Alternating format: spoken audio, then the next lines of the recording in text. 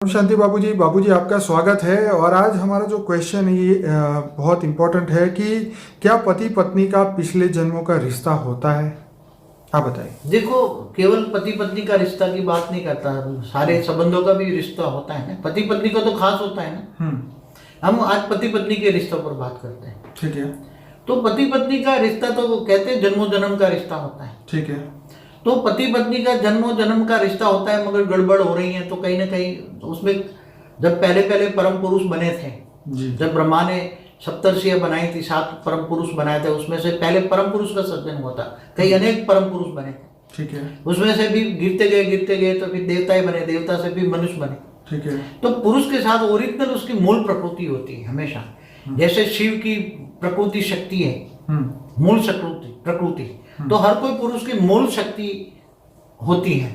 मगर कई पुरुषों के जब सूक्ष्म वतन में होते हैं तो कई कारणों के कोई काम कराने के लिए कई पुरुष अनेक शक्तियां का प्रयोग करके करती, तो एक पुरुष की अनेक शक्तियां धरती पर आ जाती हैं काम कराने के लिए। फिर अनेक काल, अरबों खरबों सालों के साल वो शक्तियां कहाँ कनेक्ट हो गई। तो जब अभी अंतिम समय है, धरती का वो कलयुग शुरू हुआ है, तो वो आत्माएं कहीं ना कहीं ढूंढते ढूंढते कई शक्तियां उसके पुरुष के साथ कनेक्शन हो जाती है। इसलिए एक राजाओं को अनेक रानियां बनती थी, उसका ये भी जॉब है। एक राजा की अनेक रानियां क्यों हुई? वही पुरुष ने अनेक शक्तियां निकाली है। जब वो जब शुरू हुआ, ब्रह्मांड शुरू हुआ, तब से निकाली उसने। कई पुरुषों ने अनेक शक्तियां निकाल के काम करने के लिए निकाली थी। इसलिए एक पुरुष को अनेक पत्नियां होती है। मगर क्या वो जनन मरण के चक्र में आते आते आते आते आते आते कई अलग अलग कनेक्शन हो गए, कई कनेक्शन हो गए, बहुत कनेक्शन हो गए। इसलिए पहले स्त्रियों की संख्या बहुत होती थी।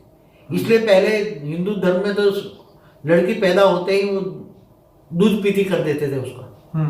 और आजकल गर्भ में भी मार देते हैं लड़कियों को, क्योंकि लड़कियों की संख्या पहले बहुत थी। इसका कारण यह है कि पुरुष ने अनेक शक्तियां पैदा की, तो वो अनेक शक्तियां जो स्त्रियां बन गई वो अंत में तो धरती पर आएगी ना।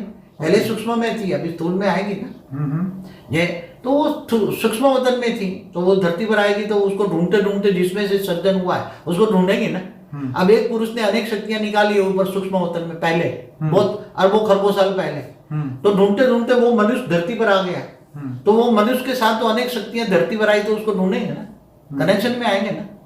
तो अनेक जन्मों साकार मनुष्य लोक में मनुष्य सृष्टि पे आए तो संबंध बिगड़े। कोई आज एक जन्म ये जुड़ी, दूसरे जन्म वो जुड़ी, कई कनेक्शन में आई। संकल्पों में भी एक दूसरे से आपस में संकल्प टकराते हैं, तो संकल्पों में भी प्यार हो जाता है।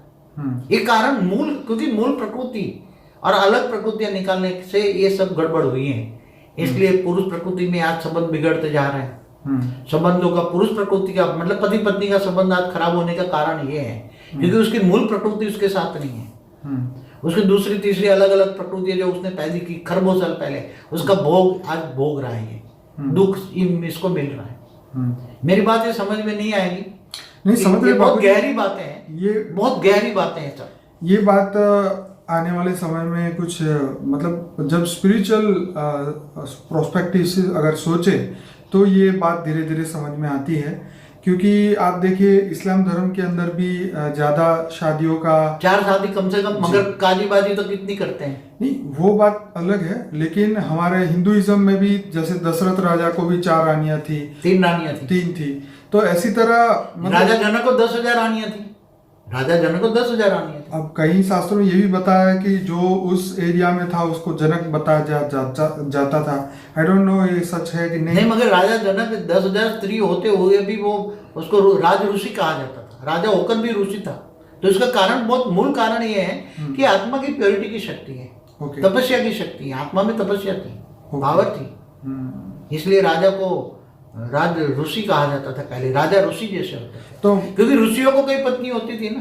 कई ऋषि मैंने सुनी अनेकों, कोई किसी को 13 पत्नियां, क्यों चंद्र देव माना जाता है ना। चंद्र को 27 पत्नियां नहीं थी, उसमें एक रोहिणी को भी प्यार करता था ना। और दक्ष प्रजापति की पुत्रियां थी ना 27। सही बात। तो दक्ष प्रजापति ने उसको श्राप दिया था ना, तो 27 पत्नियां थी ना। राइट। तो कहीं ना कहीं कर्म बंधन में तो आ जाती है ना। कहीं ना कहीं ओरिजिनल उसकी प्रकृति जो होगी वो सुख मिलेगा, बाकी दूसरों से दुख मिलेगा। इसलिए वो पुरुष की जो ओरिजिनल प्रकृति से ही सुख मिलेगा। बाकी कनेक्शन में आते गए तो ऐसे कई राजा हुए जिनको 1000 रानियां, 2000 रानियां, 5000 रानियां। एक चाइना में मैंने देखा था, एक राजा था, उसको 10,000 रानियां थी। चाइना में, आज से 2000 साल पहले की बात कर रहा हूँ। एक हिस्ट्री ऑफ चाइना देख रहा था इंग्लिश में, तब मैंने बहुत साल पहले देखा था। तो ऐसे कई राजा हुए जिनको हजारों, हिंदुओं में भी आज से कोई बहुत राजा थे। राजा जनक से तो ज्यादा एग्जाम्पल किसका दूंगा आपको? राजा दशरथ को भी 3 रानियां थी। तो अनेक रानियां का रिवाज कहाँ से आया? कई ऋषि पत्नियां, बहुत ऋषि पत्नियां होती थी। तो ये तो बापूजी खुद के जैसे एक ऋषि, क्या मैं भूल जाता हूँ, बहुत ऋषियों का पढ़ा हुआ है ना, बहुत लिटरेचर। जी जी। तो जैसे द्वितीय और अदिति 2 पत्नियां थी, उसके साथ और भी कई पत्नियां, उसको 13 पत्नियां थी। तो द्वितीय और अदिति की जो देवता पैदा हुए, रसूल पैदा हुए सब। हाँ, वो स्टोरी है। हाँ, नहीं है, रियलिटी में हुआ है। मगर वो ऋषि, राज ऋषि जैसे तपस्या करते थे। वो ऐसे मतलब नहीं, उस समय आत्मा की जो स्टेज जो थी वो हाई क्वालिटी उस माना जाता था। हाँ, आत्मा की स्टेज थी ना, आत्मा मतलब में वो पावर थी, आत्मा में पावर। मतलब आत्मा जो थी वो तमोगुण में नहीं थी उस समय पे, सतोगुणी आत्मा थी। तो उसके अंदर जो सत्य वाले गुण थे, तो इसलिए शायद उनको अच्छी ज्यादा रानी होते हुए भी उनको वो नहीं बताया। वहाँ वो देहभान वाली बात नहीं होती वहाँ इनके पास। जैसे कृष्ण को भी इतनी सारी पटरानी बताते हैं। कृष्ण को 16,108 रानियां थी, विष्णु पुराण पढ़ो ना।